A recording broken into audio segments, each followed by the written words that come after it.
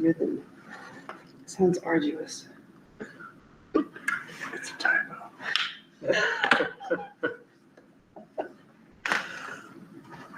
I got 6 p.m. on my phone. Go ahead and call order at 6 p.m. Allegiance to the flag of the United States of America and to the republic for which it stands, one nation, under God, indivisible, with liberty and justice for all.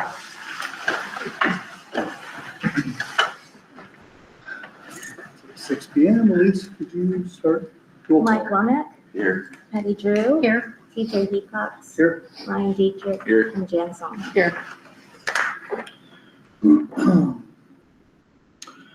We do have at least one item to add to the agenda. 8.4 will be a student investment account.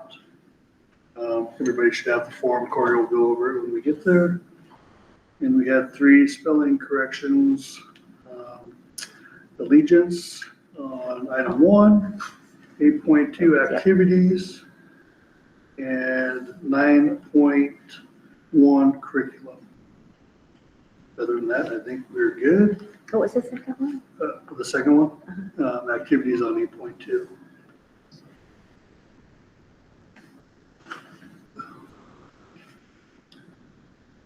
If we're good, I'll take a motion to approve the consent agenda. I'll with the motion, changes. I'll motion that we approve the consent agenda with the changes. Is there any discussion? Hey, Elise, can we take a roll call for a vote? Mike Womack, Yay. Patty Drew, Yes. TJ Hecox, Yay. Ryan Dietrich, Yay. and Jan Song. Yay. Thank you. Who seconded it? Oh, Or seconded it? sorry, we didn't take a second on that. We have a second. I'll second it.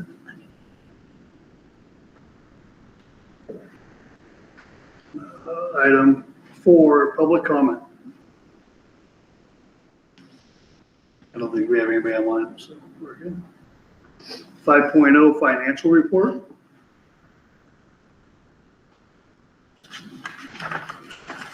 Everybody should have received that in the email here last week. Mhm.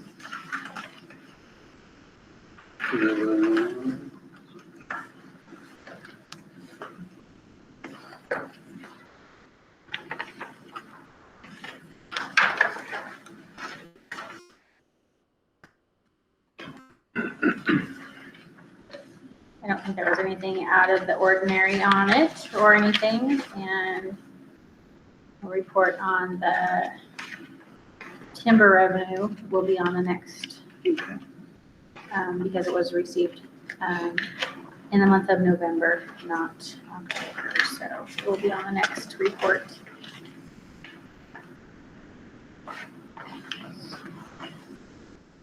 What's the JW Pepper?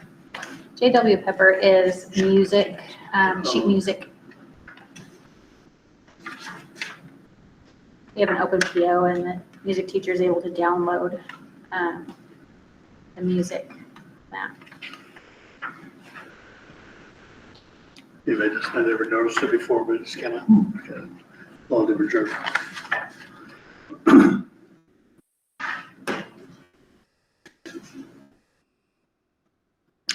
Okay. 6.0 principal report. 6.1 teacher evaluation. So yeah, I just wanted to, first I could just talk about a few things that happened in October, November. So we had a really good October and November. Our CTE teacher and college and career counselor took students on a field trip for Trades Day, gave them a hands-on look at potential careers. So the school continued to create opportunities for community involvement with events like Family Craft Time at the library on October 25th, which coincided with the PTO Fall Festival.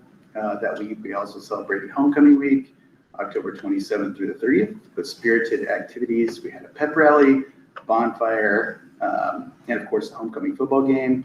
We also had our costume parade for elementary students. And then during Homecoming Week, we also welcomed the Maritime Museum presentation for K through 6 students, and the band put on a lively but spooky themed concert. And then as we moved into November, our seniors participated in college campus tours in Bend. We went to OSU Cascades, and we went to Central Oregon Community College. I was able to go. It was a really great trip. And field trips continued with grades 5 and 6 visiting Biztown. Our kindergartners went to the Warrenton Fire Department, and our lower elementary students got to go to the Plumper Pumpkin Patch. So in addition to these experiences, our school community came together for multiple library events. We had our chili cook-off fundraiser. We also had a K-5 awards recognition where we recognized students' accomplishments academically and behaviorally. And that was followed by the Fall Sports Awards, where we honored our cross-country, volleyball, and football teams at both middle and high school levels. We had some elementary students that also participated in those. And then on November 10th, we held a moving Veterans Day Assembly, remembering and thanking those who serve. So our students are actively learning, exploring new opportunities, and celebrating achievements, both in the classroom and beyond. So beyond that, I just want to talk about teacher evaluations, which isn't nearly as fun. So I think we have about 15 of our 19 teachers, I think, that have evaluations, are certified staff. And as of this point, I think with, it's been about, I think 11 of us have started what's called like the calibration process. So with that, the way the overall evaluation process looks is we have what's called a calibration, and we just get together and talk about the evaluation tool that we have. So we have what's called the Danielson model. There's kind of two big ones. One's Danielson, one's Marzano. But with both of them, they have different components that make up how we evaluate teachers. So the big four are basically like planning and preparation. So what kind of data do you look at to, do the teacher moves that you do in your classroom? And the second one is more about like classroom management or like climate and culture within your classroom. So how are students getting along with each other? Do they feel like safe, respected? Do they want to take risk academically in a classroom because they know they can take risk and fail and learn and all that good stuff? And then domain 3 is where we look at actual instructional practices, where we look at student engagement, what kind of scaffolding you have, and those kind of things. And then domain 4 is just more like professional practices. So are you keeping up on your professional development? Are you mentoring people? Are you bringing up the school community? Those kind of things. So with that process, we typically have our calibration meeting, which is where we talk about that, which is kind of the higher level overview that we just had just now. And then we have our informal evaluations, and we have our formal evaluation. And with those, the informal is where you're just popping in for like about 15, 20 minutes at a time. And then you just kind of script everything you see, and then you kind of assign everything to those different 4 domains that we talked about. And each one kind of has a rubric like our students get, and it kind of breaks it down into like, this is unsatisfactory and this is awesome. And then the categories based off of that. So that's kind of an overview of what evaluations look like in kind of our system. And as of this point, we've already started with all the calibrations. I've done a few informals and a formal, and hopefully trying to get the vast majority of that work done before we go on break, but if not, right after that. So that's kind of where we're at with that. Yeah. So is this something that we've used before so the teachers are familiar with it, or is this something brand new that you brought in? So we've used the Danielson model before. Okay. Yeah, so that part I think is familiar. The calibration, so I also got lucky in that I did like a 16-hour like certification course with Danielson. So with that, like the calibration and then the collaborative process between teachers and admin, all that stuff is pretty commonplace with the actual Danielson model. So it's nothing that's going to say, oh, I didn't know. yeah. Okay. When you say collaborative process, does that include like peer input into, do all teachers get to have comment on other teachers in various domains? So not like during the actual like evaluation process, but sometimes we'll do like, there's been a situation where a newer teacher had a question about classroom management. So for that case, one thing that we've done is it's been like, oh, okay, cool. Like, so go check out this veteran teacher and this veteran teacher, and then they can stop in and say, and then kind of get an idea of what that looks like in different kind of scenarios. So we'll do those kind of things, but not with the actual like evaluation. The collaborative piece is more between the administrator and the teacher to kind of figure out where their goals are for the year, and like whenever I do pop in for things, like what do they want me to have an extra pair of eyes on so I can kind of see what that looks like. And do they provide a self-evaluation to see how they're progressing toward their goals as well? Yeah, so whenever we meet during that calibration meeting, we'll kind of go over the SMART goals for the year and where they want that focus to be. And then whenever we have our summative at the end, where we put all that stuff together that we've done throughout the year, then we can kind of circle back in.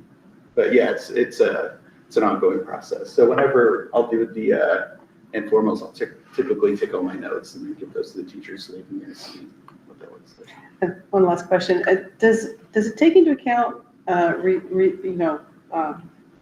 results on test scores across their classrooms? Yeah, so like one example of a SMART goal that a teacher had that was really good was like 90% of students who are here 90% of the time will be proficient on this certain exam. So that's like one example of a SMART goal. Thank you. Okay, thank you, Sam. I think so. We have no old business at the time, so new business, 8.1, Vernonia High School Basketball Cooperative Renewal for 25-26.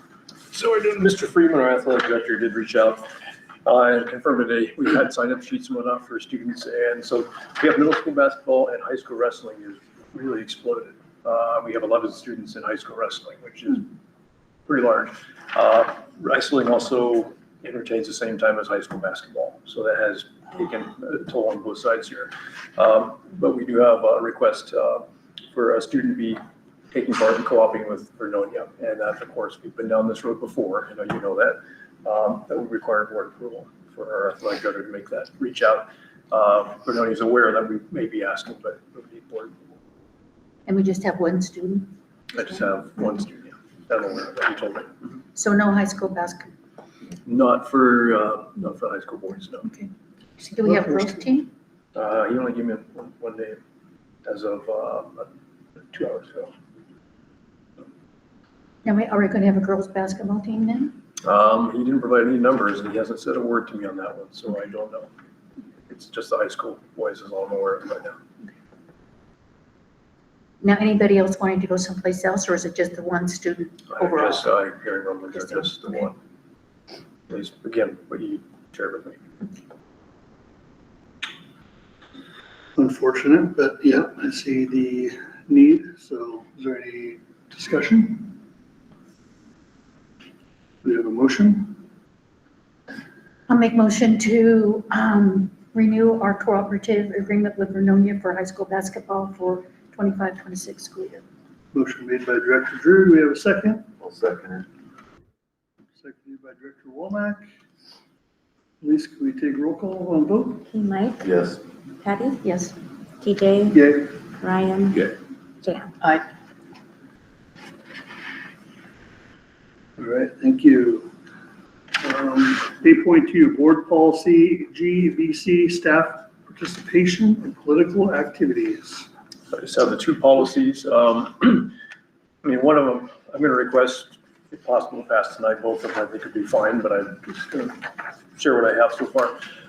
So we are the only district, I believe, in all of Clatsop County that does not have staff participation in political activities. And just by the simple nature of where the world is today, I think it's a safe bet that we should have some sort of policy in place for our district. So that's why that's there. And then the other one is GBNAB/JHFE. We have that policy. We don't have the AR2 policy. And other than one other Clatsop County school district, smaller like ours, the other three have this policy. We do not. And this one I'm asking for, if possible, to pass today. It's basically when we have DHS or law enforcement agency come into the district, we have a little sign-in sheet right up in the front where the office is, where Christie's at, and they sign that they're there. But beyond that, there's supposed to be acknowledgement to myself that somebody's in the building. And beyond that, they're allowed to investigate. But in the history of the district, I'm aware of, and also during my tenure that I've been involved with so far, the previous 3 years, we don't have documentation of specifically what this is asking, which is their name, the agency, the worker, investigator, the position, ID number, and all those kind of things. And I would like to have documentation. This is something, we've had people coming in already this year, and I'm not comfortable having individuals come in and not have any acknowledgement of who they are. If I'm not in the building, they can still come in and there's no acknowledgement other than just the front office.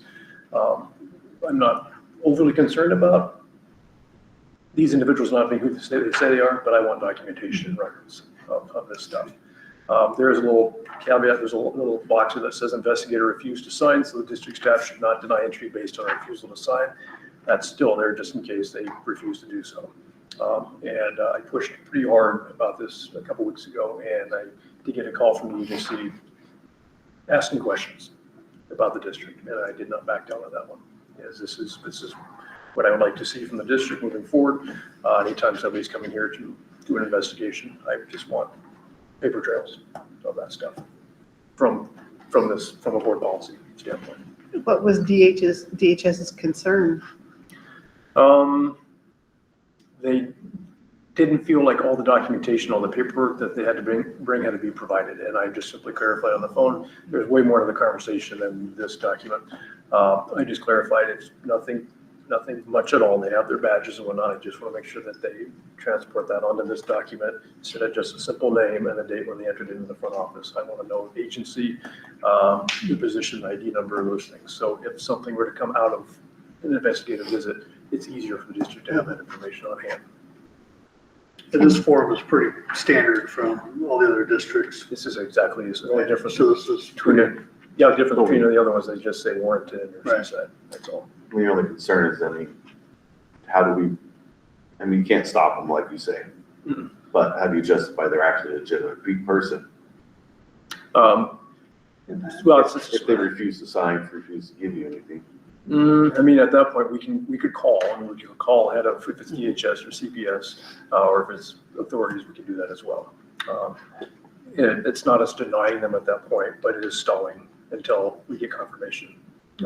Again, it's such a small community. The people who are involved with these individuals, for the most part, we know who they are at this point. I'm used to seeing them. But if there's any, like this one had a guest, somebody who was in training, who I've never seen before, which then opened up my brief conversation of, could we see some legitimate ID and whatnot? And then they provided it, but it was after a little bit of a confusion of why you're asking that. So, there's only 2 districts in Cobb County that don't have this policy, and we're one of them. Do you think that they would understand, they're walking into a school, people are going to ask who you are. It's a problem if you don't. Exactly, exactly. I mean, I just, Where I'm at. That's exactly where I I stand. don't understand. Yeah. Now, has front office been advised at how to handle this so that they know exactly when someone comes in, what Front to do? office notifies, Okay. notifies me if I'm not here, which is, I don't think they've been here this year when I've not been here. Yeah. And I've been in the district most of the time this year, but, yeah, they notify me. They know. Okay. So this is the only one I'm gonna ask you, if it's not too big of an ask, that we can get this in right away. Well, I Yeah, makes sense to appreciate- me. No, I appreciate you being on top of this. I think it's great. I would make a motion that we go ahead and approve this policy for GBNAB/JHFE-AR2. Motion made by Director Songer. Any more discussion? We have a second. I will second. Director Dietrich seconds. Mike Womack, Yes. Patty Drew, Yes. TJ Cox, Yes, and Dietrich, Yes. and Jan Sommer. Yes. thank you. Okay, this brings us to our added item on the agenda, 8.4, student investment account. We have a sheet there. Oh, sorry. go ahead. I think Corey wanted us to move on the participation in political activities as well. Nothing more I have to say other than, Yeah. I mean, just seen it on the news and all sorts of stuff, and, Oh, did we want to? Oh, we need to vote on that. Yeah, I don't have a problem with going ahead and doing No. it tonight. I will make a motion that we accept the board policy BG, staff participation in political activities. Motion made by Director Dietrich. Do we have a second? I'll second. Director Drew seconds. Mike Womack, Questionable. There's no discussion. So a discussion is just, Go ahead. is this allow this, I mean, this is political view during school. Sorry, you're asking if it's during work, yeah, in the effect of if you're acting as an employee for the Jewel School District, yes. In the capacity as an employee of the school district, yes. It doesn't prohibit you from doing something on your own time. It's just when you're here at school. You need to make sure that, When you're on district property as an employee, you're not. yes. It sounds like all you have to do is make the statement that this is my personal point of view, unless it's part of a lesson plan, which is, then that's part of both sides. Does that mean that last sentence specifies no employee will use district facilities, equipment, or supplies in connection with political activities? It's not forbidding anyone to have those. I mean, we all know we have our own personal lives out there. You're able to express that, but nor will you use any time during the workday for such political activities. You're And not some gonna be things running off flyers. well, some of the things you hear in the news are you hear people talking about specific things that are going on in our world today, and they are doing this in the classroom with students. Yeah. Very political. So that this is what I'm talking about for those moments that are taking place for our students that by law are not allowed. But this allows it. No, this is saying that kind of stuff inside of a classroom, inside of a school facility is not allowed to be expressing those very open viewpoints. And we have other board policy that also talks about if you're going to express one viewpoint as an educational opportunity, you better be expressing the other side of it as well, that you're giving them well-rounded. But this is in individuals who take it upon themselves to take a political stance per se, and hold that stance very firmly in front of their students or in front of the district, or using whatever it might be to post things in their rooms stating some negative connotations around the world. Okay, I have it backwards as well. I'm gonna clear for that. I'm a yes. Patty Burke, Yes. TJ Hickox, Yes. Ryan Dietrich, Yes. and Jen Salmon. Yes. Okay, Carrie is 8.4, student investment account. So, This is an action item as well, right? correct, yeah, this is an action item also. So this needs to be presented and approved by the board with an opportunity for public comment. If anybody's online at all, but. So I gave you, it's a 28-page document. It's pretty standard for the state of Oregon's for the grant agreements. And on the first page that I gave you, it talks about the total biennium amount for the 25-27 period, 2-year period of $403,028.86. And it looks a little bit disjointed for a moment because it talks about a less amount of $55,450. You can see it in there. That was from our previous grant. They didn't have this document all approved and ready to go for school districts until the district just received it on November 4th when we just received it. So they're showing that amount was thrown under the previous grant agreement. And so when you look at the 25-26 year one allocation, it says currently $142,033.18. That is what we'll receive for the remainder of this school year. It looks less than what was proposed before, but again, that right above it is at 55,000 plus. That was, back end in the prior grant agreement. And then it shows our year two allocation for 26-27 hasn't been released yet. It's $205,544.72. And they give you kind of a heads up what's happening for 27-29 for quarter one. And I believe we went through this way back in March of last year, 2025, when I provided the integrated programs report to everybody. But I thought I'm going to throw this on there just in case. And just to give you a heads up, our student investment account is spent on intervention specialists. We have community engagement stipend with one of our employees here. We have student academic success coach work that we do. I'm not going to go through them all. Admission fees, camp fees, professional development for our staff as well. Let's see, associated payroll costs for, again, the community engagement aspect for one of our employees here. And then a good chunk of this is also spent on student health and safety and assemblies and guests and anti-bullying workshops, mental health services and whatnot. So that's where the funds go for a good chunk of our student investment account. So I just wanted to throw that in there. And then page 2 that I gave you basically just explains more what those boxes are, 1 through 6. It just explains it a little bit more in depth here.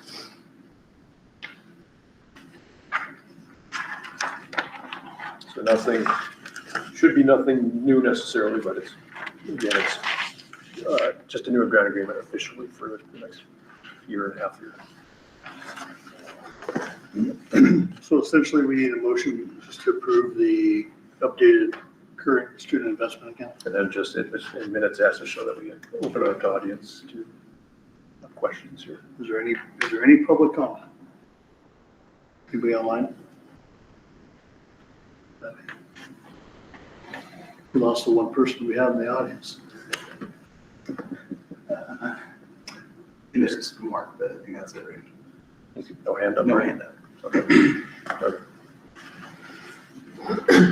So rather than just giving school districts money to run their school or for the investment, they make it a grant that you have to apply for every year? Yeah, this is based off of the corporate tax. So it's a whole different, it's a whole different effect than where some of our other grants come through. Okay. So, yeah, this is something they do every 2 years. It seems like we're to make it a grant. Every 2 years? Every 2 years, it's a biennium grant. And some of the frustrations is just, and you hear about it as I go further down the list here, some of the frustrations of the reporting that we have to do that becomes overly redundant. So. Visitor waiting. Oh, is there somebody? Need to invite him in or something? I don't know if there's a button there. Kelly White. Press to let them in. Let's just not watch, just watch it. Oh. Hi, Kelly. Hi, bud. Making sure you're here.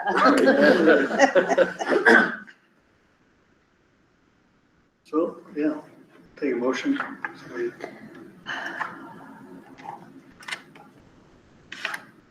I'll make a motion to approve the student investment account grant from Office of Education, Environment, Innovation and Improvements as presented.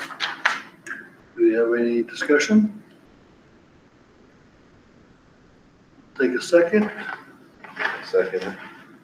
Motion made by Director Drew, seconded by Director Womack. Do I need to go around? Yeah. Mike Womack. Yes. Patty Drew. Yes. TJ Hecox. Yes. Ryan Teacher. Yes. Dan Sonner. Yes. Okay, 9.0 superintendent report. 9.1 high school health curriculum update. This is my stuff here. Okay, so I wrote a novel and stuff. I'll try not to read it all. Sorry, I get carried away on some of these e-books here. So this is the health book curriculum for the health book here, Live Well. It's from the Human Kinetics program. So we received this about a week and a half ago or so.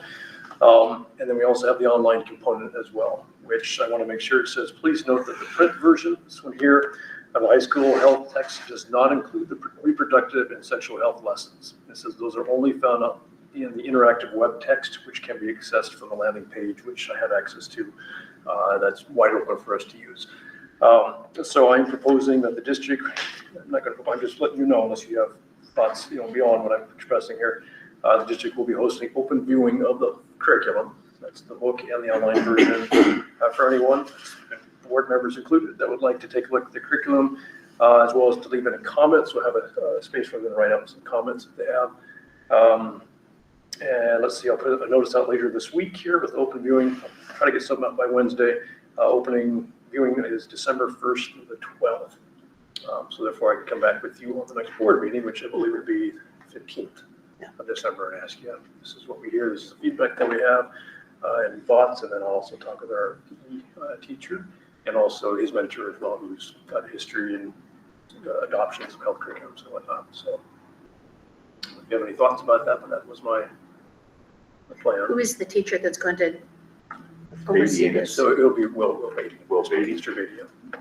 It's the PE teacher. Correct. Was the high school football coach. Okay, sounds good. 9.2 district staff handbook. All right, so the handbook, again, I won't go through all of it.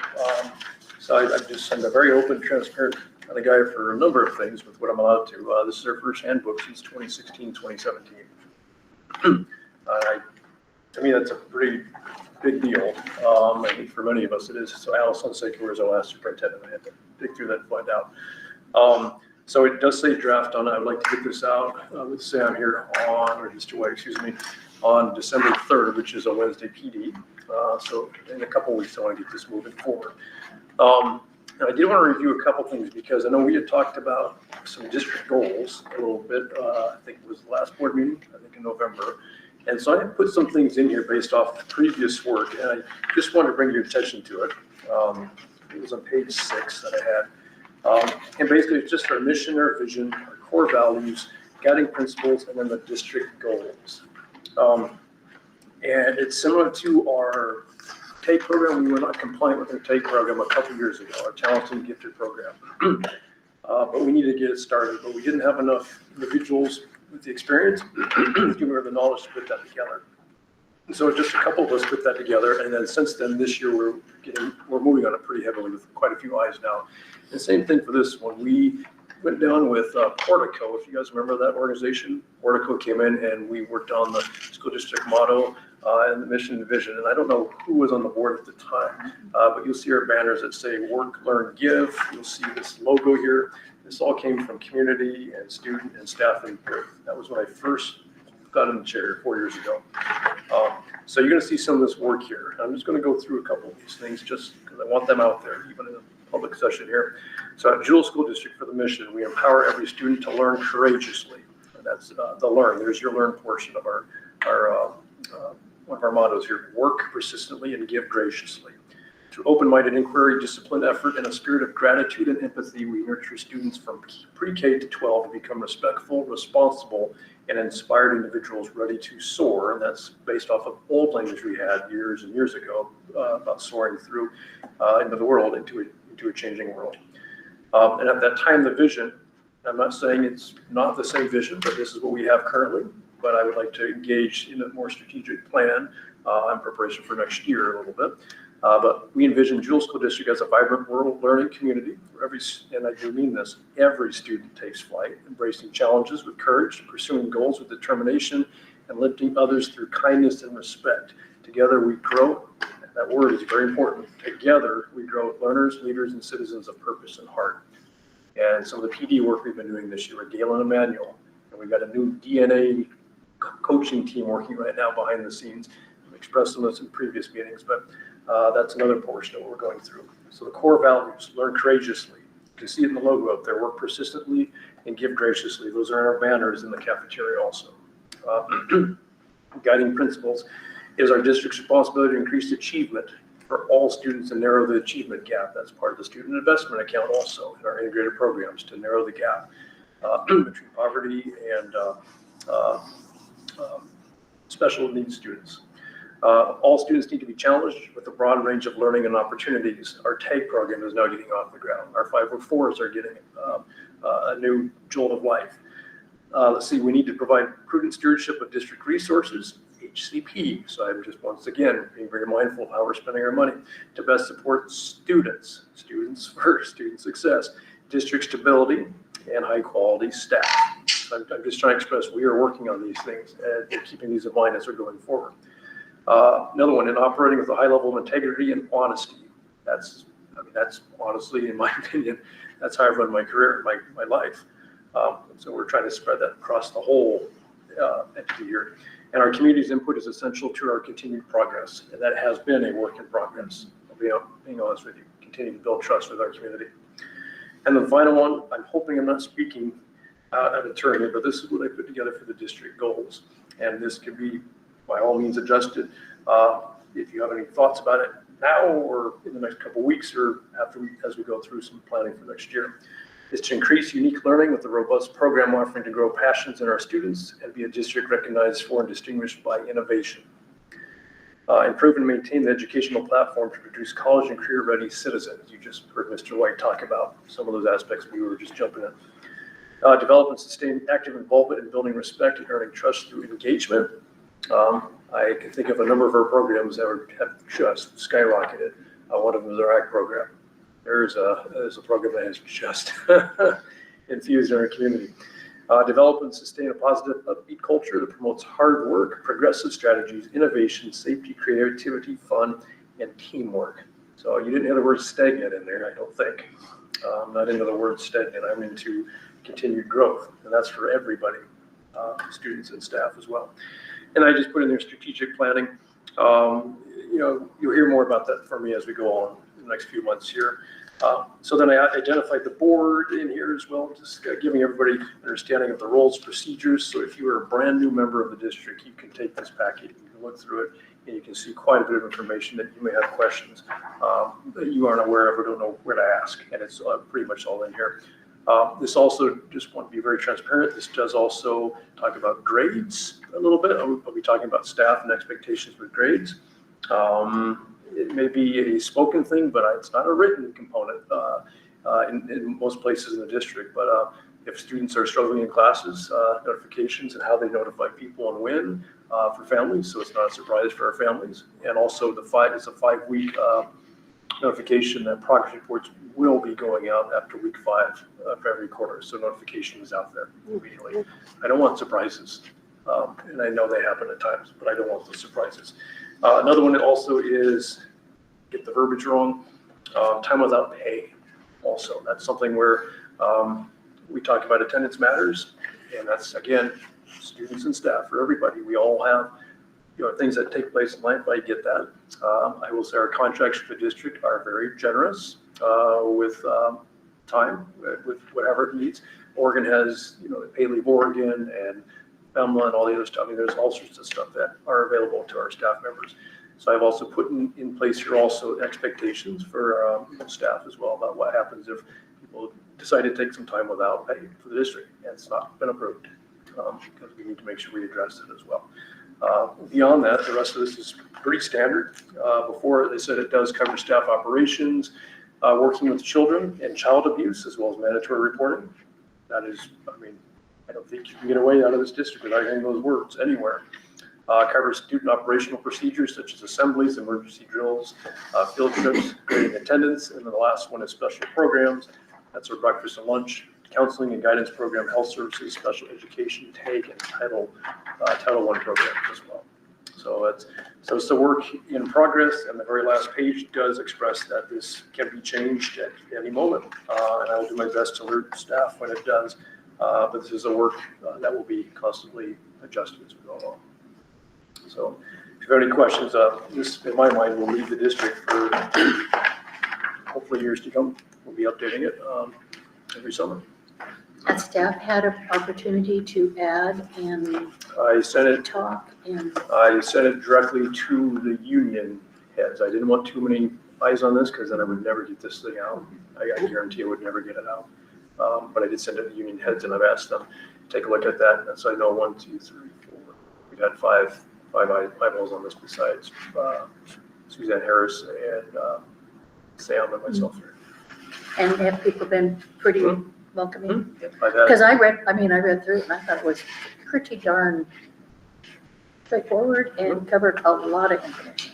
and I'll be blunt with you, this is a combination of, I'm not creating any new wheels. I don't have time to create new wheels, but it's a combination of 4 or 5, I think it's 4 school districts, roughly smaller size districts. And I read through each one, I cut and pasted it, and I adjusted some of them to fit ours. I checked board policies, I checked contracts, and tried to line them. I'm not gonna say there might not be a mistake here or there, but that's, we're humans, so just tell people, let me know. Well, and if something doesn't work, we can fine tune it to make it work for us. Yeah. And if we find something that's not in here that we need, it's a work in progress forever. Yeah, it's not meant to be anything punitive, it's more or less continue to get the district on the right track here. Well, I'm glad to see it. And this is just, this is our front office, Christy, this is her artwork, this is her slogan, she's quite proud of it, the staff really have rallied around the we inside the jewel there. So I asked her if I could use it, and she said, go for it. Good. 9.3, Clatsop Community Partners Meeting. Okay, so this morning at 9 o'clock in the morning, Clatsop County Superintendents had a virtual meeting with a bunch of community organizations and partnerships that we're trying to build. Before, I think I've notified you guys that I was part of the council, the site council for the Resilient Clatsop County, the RCC. And that was multiple agencies, I mean, a number of them all together. We had a convening last year. It was wonderful to see all the supports that communities and specifically for my purpose, school districts can be involved with. And there's been some legislative stuff going through our systems, and I'm not trying to throw anything political anywhere other than it took this program and it finished it within a few minutes. It was done. It just, the whole thing disbanded after 6 years. It just went bye-bye immediately. So it was interesting to be on the meeting this morning because all of a sudden here's all the old partners now trying to be pieced back together with the superintendents. And so I'm going to be careful what I read here because I don't want all of it out there, but the meetings are to help facilitate a collaboration with our community partners. And so we're proposing to establish a monthly 1-hour online meeting designated to strengthen our organizational ties. Today we shared our needs as a school, specific needs of what we need, keeping confidentiality for our kids and our families. And then also to coordinate support in order to define the resources for these organizations to support their organizations to maximize their impact in helping our families and our kids here. And so that included today some of them like the Harbor, Clatsop Behavioral Health, DHS, Health Department, Juvenile Department, Community Clatsop Action, Clatsop Community Action, and there'll be more as we go along. And we already set the next date for December 13th. And I'm running the Clatsop County Superintendent meetings this year, and we have one this Thursday, and so we're going to be doing a follow-up debrief. I have this on the agenda with the superintendents to talk about. That's this first meeting, how it went. And already as of today, I've reached out to 2 staff members who are working with some of our families and provided some resources out of this meeting to see if we can reach out already to our families and some of their kids. So that's a really, in my mind, a very positive. Are those meetings virtual or do you guys actually get together? This was our first one ever. It was virtual for this one. Yeah. The previous one, same thing for the RCC when it was together, but we did at least once before it expanded.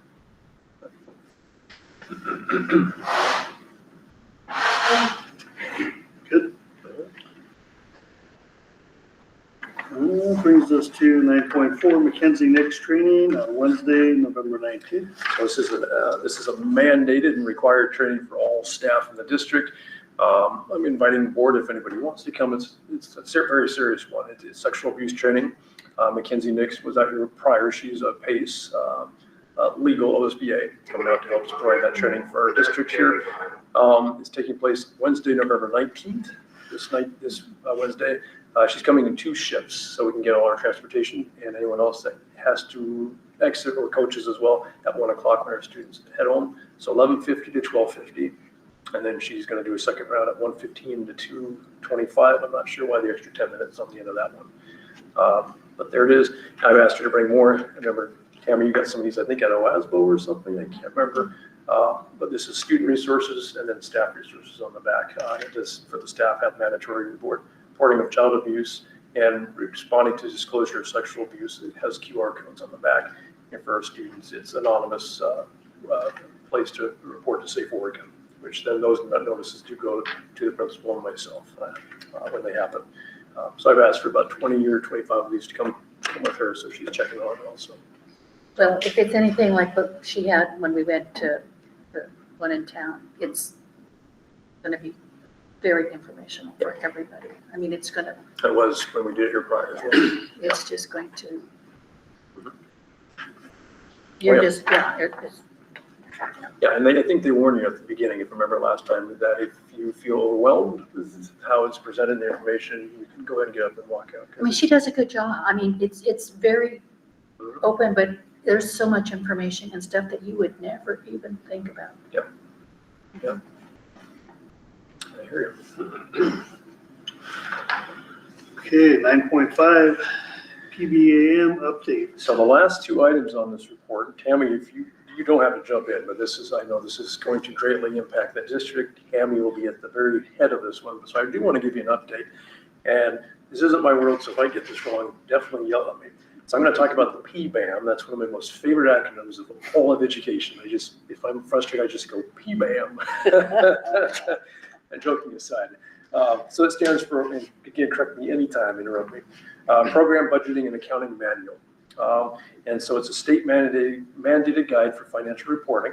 And then there's also, and this was new to me, but I understand more delving into this world with the umbrellas that Tammy has, colored umbrellas in her office that designates this chart of accounts, the COA, which is a specific standardized list of codes used by districts to classify financial activities. So this is my brief thing. My understanding is that the PBAM provides a consistent framework for tracking how districts spend money to allow for comparisons across the state. While the chart of accounts is a set of codes, and that's your umbrellas? Okay. Within that framework that detail things like the fund, the revenue source, the expenditure function, the expenditure object, and area of responsibility, and provides the granular, the very small details to understand exactly how a district funds are being used from the highest level budget down to the classroom level. So ODE,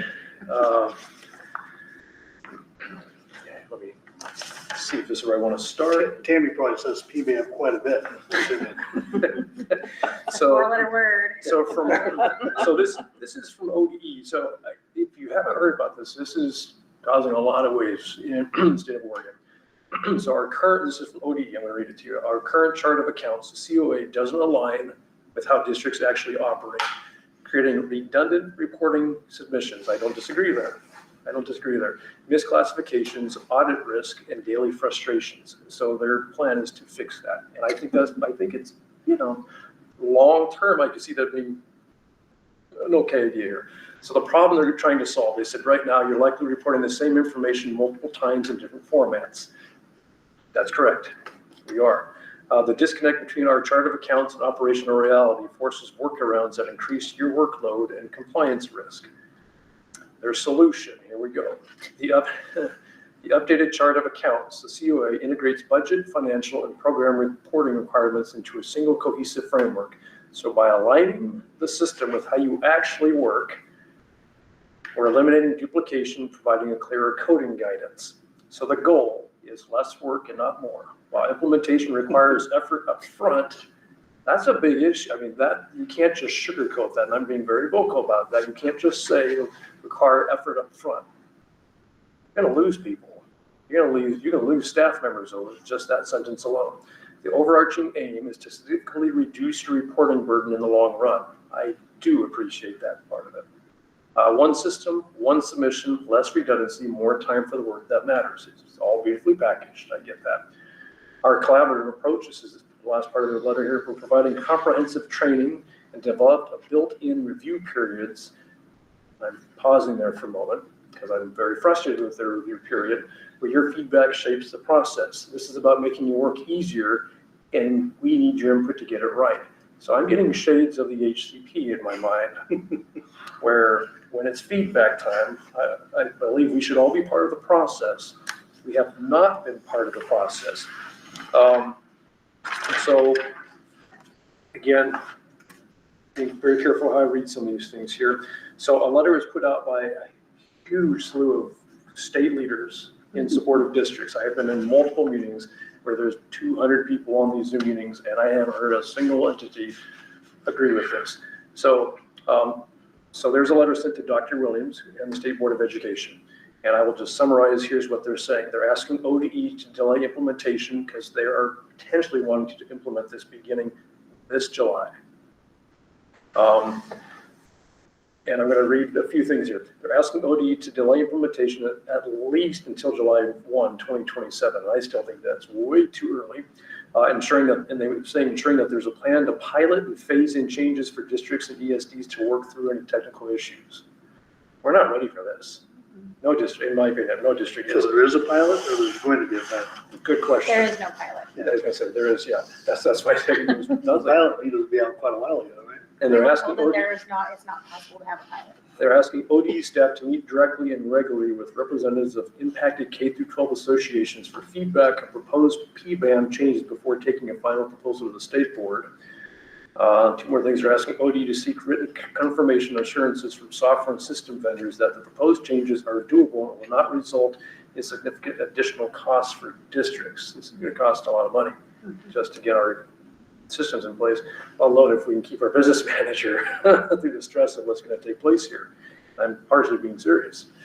And then asking OD to ensure there are robust professional development modules and opportunities for technical assistance, particularly for our small districts. Mind you, there's more than just what Tammy does. Tammy takes on the bulk of what many places have multiple people hired to do. So particularly for small districts and ESDs before making PBAM changes. I want to read this last part. I'm going to adjust some words so it's for specific purposes here. So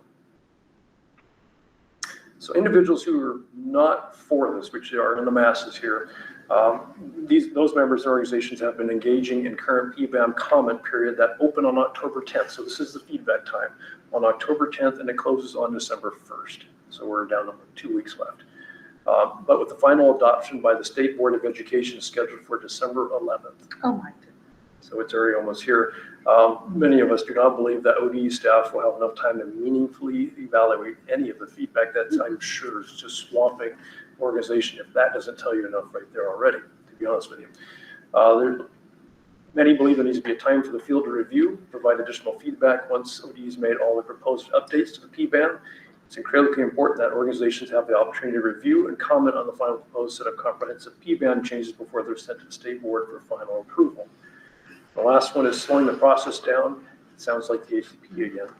Meaningfully engaging district experts and collaborating on any final changes to PBAM will ensure that our collective goals of increased accountability and improved transparency are achieved without negatively impacting a K-12 system that's already feeling a strain of multiple crises, which you're going to hear about in the next one in just a moment.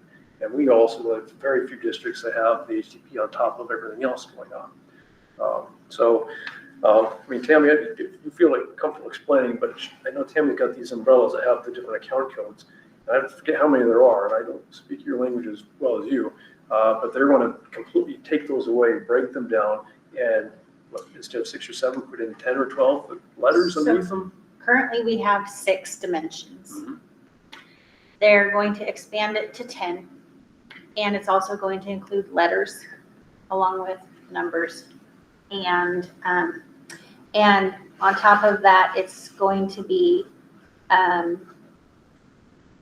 from what I understand, monthly reporting to ODE on our financials, monthly. Yep. So the time frame is not doable. They have extended, they pushed it out to July 1st of 2027. But what that means is that the 2026-2027 budget will need to be built using this framework. I think 2020, I was part of just this very minor crosswalk that crosswalked just a few funds over. And that caused such a ripple effect. And that was just literally just a couple funds. I think it was 6 maybe. This is basically saying, because an account code it's a sentence that tells the story of where the money, what fund it's from, where it's, what department it's being spent out of, what use it is. It's like, there's literally like verbs, nouns in this accounting string. And so it's basically saying you've been speaking English for all these years and now you're going to, you will need to learn a new language. And that language diffuses all across the district. And we've been trying to go through an implementation process for Frontline to get Frontline to talk to our current accounting system and to work with the software companies. This has been a months-long process just to do this. Last April. Just to get this Frontline to talk with SERP, which is our accounting software. So we will have to, it's going to be programming, it's going to be expenses, it's going to be to get Frontline to, because we will have to put all new account codes into Frontline in order for it to speak with this. And one of the comments out of those meetings I had constantly in the chat from all the other individuals, school leaders, is it's hard to keep good business managers. Mhm. If you can read between the lines on that one. And again, you've got people that have already made up their mind and they don't care what happens to these schools. So there's a so a whole bunch of us signed. I mean, in response to Classic County, we signed documents that we sent off to the rest of us. So our names out there already posing the implementation of how this is going right now. We have talked with ODE. We've, some people from our group have been vocal about the redundancy of reporting to ODE, that we do send in a report and then 3 months later, it's kind of regurgitated a little bit, but then it's sent in, the same data is sent in another report. So we've said, ODE doesn't talk. Their different departments don't talk to one another. And so that's kind of what creates some of the issues. And so I appreciate the fact that they're trying to solve some problems, but there's no way, I don't think there's just not a way that we can be ready for this. I don't know how to do this, and I also don't know how I'm going to report monthly to ODE and have it accurate when we're not, from what I can see at this point, we're not being given the tools that we're going to need. So I worry about my name being attached to inaccurate information that's going to be reported to ODE through a flawed system. Well, and the thing is, we're a small school district. Can you imagine a bigger school district trying to do this? They're never going to get the information. Yes, Tammy You said, can't. if we have the tools, if we need the tools that are to back this up. If we had 10 Tammys to help, yeah, but it's not possible for these school districts to hire that many people to do this. I've been through enough conversions. It is not going to work. It's not. And they're not giving us the tools to make it work. So, I mean, the Can we current state is, boycott? well, who knows where this is all gonna go, other than right now, I mean, the plan is stall. And others are saying, please, at least give it a 5-year implementation plan, just Yeah. start little by little. Yeah, So exactly. that's where the push is right now, is I'm not hearing people say don't do this, it's just, they need to plan very accordingly to make this work reasonably for all school districts. Because it will be a headache. And there's no way anybody could do it this summer at all. Mhm. You know, so And I they're- really worry about what it's going to look like because, and I don't know, I mean, I guess just when we get into it, but we're not going to be able to compare one year's budget to the Mhm. New Year's budget because the They're account not. codes are going to be different and it's going to be, so I worry about that. Mhm.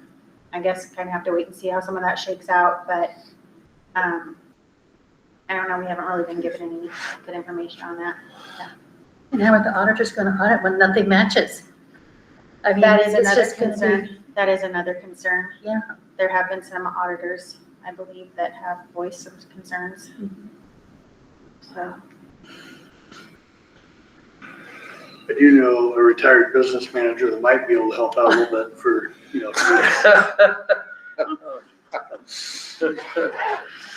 throwing it out. Yes.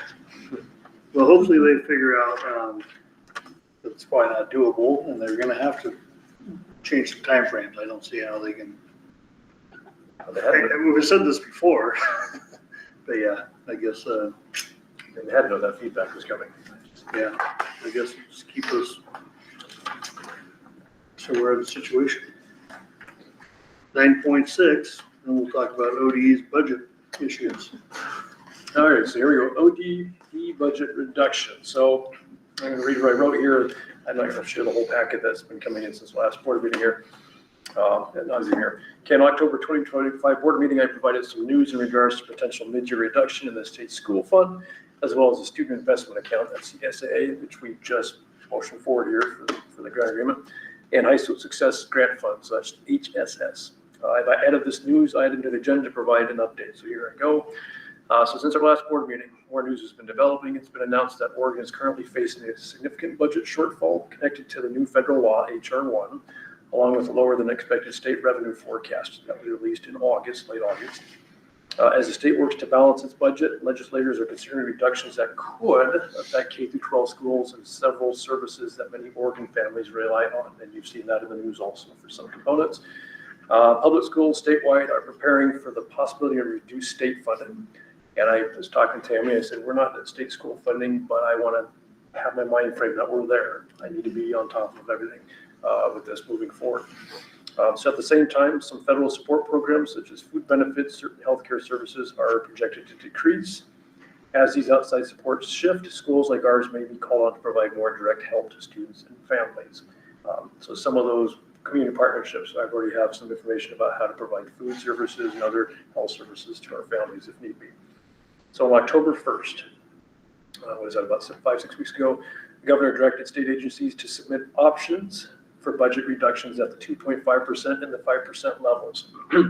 Now, my understanding, again, it's my 4th year as superintendent, that's not necessarily an uncommon request. They consider that more of an exercise, but there's enough individuals at the highest level that believe that there's going to be some sort of reduction taking place. Now, that's not as common. When we're talking mid-year, that's not very common. And at my superintendent retreat in Gerhardt Friday, and that's not just Clatson, but it's all the regional superintendents, I did ask a question, does it happen very often? And no, it doesn't happen all that often, mid-year.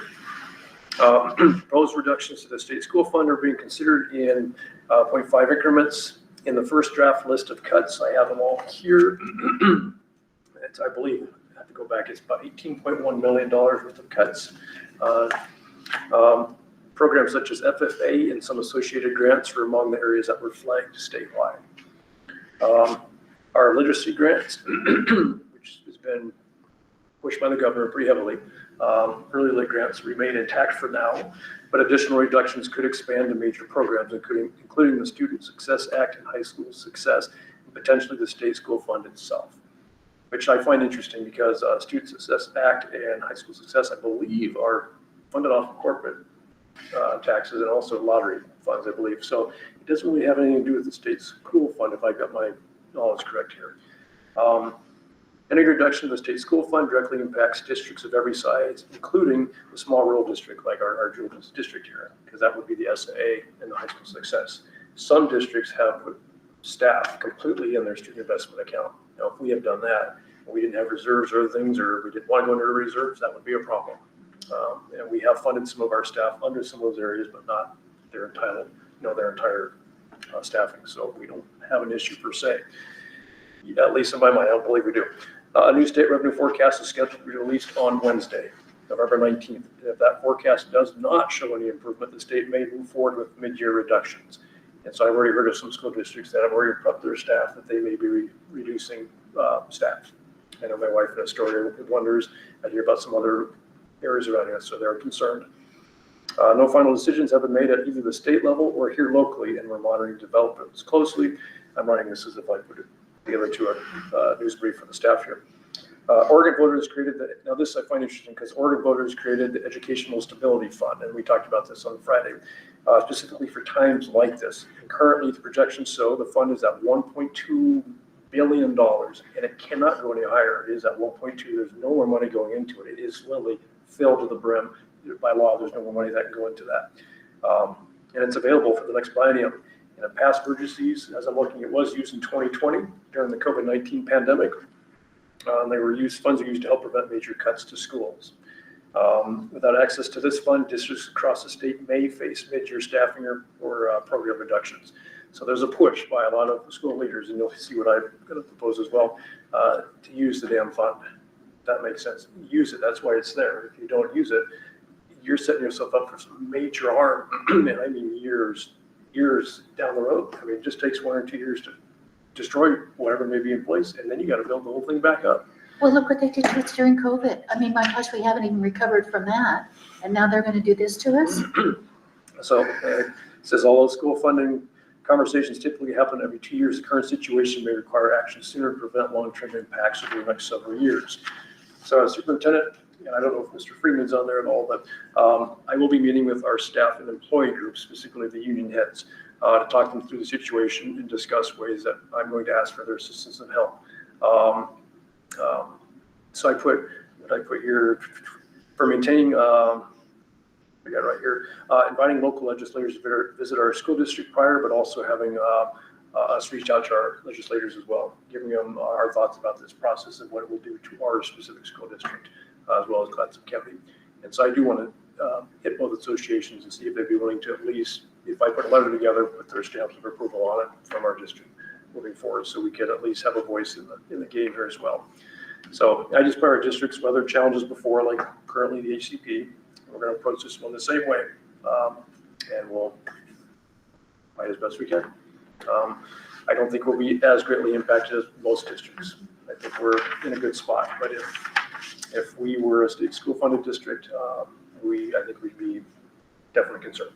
But again, how close are we to having to go to state school fund with the timber revenue that we Well, didn't get? Not going too much into that, if we continue with 3 more quarters of that, Yeah.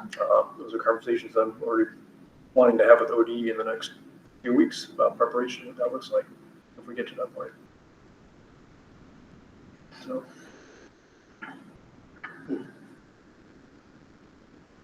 I feel like I've come to the board the last 2 months with not a lot of great news. Yeah, you always end on a high note. The Ducks won. Does that count? Okay. Audience clarification. I think they're all happy. 11.0 Board of Directors time. Start with Director Womack. I missed last month, so I have a whole lot going on. Kind of excited to see if the girls pull off their new sport they're trying to pull together, so kind of be a fun thing if they can make it work. But they're struggling, see if they can make it. I think it'd be pretty cool. See how it works, but other than that, I don't have much else. Director Drew. I'm gonna keep my mouth shut. I have nothing. Other than, That's a first. I'm thrilled that our boys did so well in football. I mean, they held in there and they were strong. So next year will be better. So, Thank you. Yeah, I do agree. The football team, I mean, they were definitely stacked against them pretty hard, but they stuck with it, They did, so they that's stuck pretty good. Hopefully they get a little momentum going and keep it going. It's a bummer we don't have a basketball team, but hopefully they can start, we never had wrestling, I guess, when I was a kid, so it's hard for me to fathom that we got that many kids out for wrestling and we can't get 5 or 6 to play basketball, so. I know for one, I'm going to Vernonia a lot, so that's gonna be a bummer deal, but. Anyway, Director Dietrich. Great feedback from Sam and your teacher evaluation, so thank you for that feedback. And I agree, it's sad that we don't have enough participants for a basketball team, but it's great to have that much involvement with wrestling. So you gotta take the good with the bad. The great thing is that you got student participation in something, right? And that, I think we need to keep our eye on the prize there. So the mission, the vision, the core values, district values, great job in getting that out there, Corey. I commend you greatly for doing that. It's a huge milestone for the Jewel School District, and it's going to be well received. So thank you, and that's all I have. Thanks. Director Sonner. I don't have a lot, other than I was really impressed with the football team. I went to the homecoming game, and camaraderie and the sportsmanship was remarkable. And I feel like if this team gets together again next year, they're just going to really see a lot of exciting progress. And that just speaks well to the culture of the school and the coaching. And I mean, when kids face extended duration of adversity, it really builds their character, and with the right leadership, the right coaching, it's the best kind of learning they can get sometimes. So I was encouraged to see that. And I'm going to try to really pay close attention to all these ODE changes happening, and I know Corey's going to be on top of it and sharing what he can with us. Look forward to more information as it develops. Thank you. Thank you. Item 12, items for future meeting or next meeting, 12.1 building use fee schedule. We have GASB 54 policy. That's the one we approved tonight, right? No, Gatsby. Oh, okay. Yep. 12.3 House Bill 3038 panic alarm system update. If we have anything else, you can reach out to me or Corey, get along there. With that, we'll take a motion to adjourn. Make a motion to adjourn. Any discussion on that? We'll take a second. I'll second. Yes. Plummer. Patty Drew. Yes. TJ Hecox. Yes. Ryan Teacher. Yes. Jan Salmon. Yes. Okay, we will adjourn at 7:10.